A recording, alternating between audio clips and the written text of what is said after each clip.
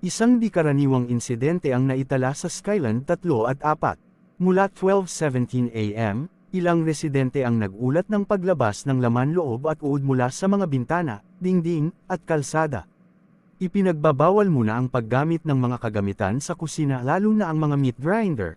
Iwasan ang paghawak sa mga nilalang na hugis saging ngunit naglalakad at may balat ng tao, ito ay hindi test. Ito ay tunay.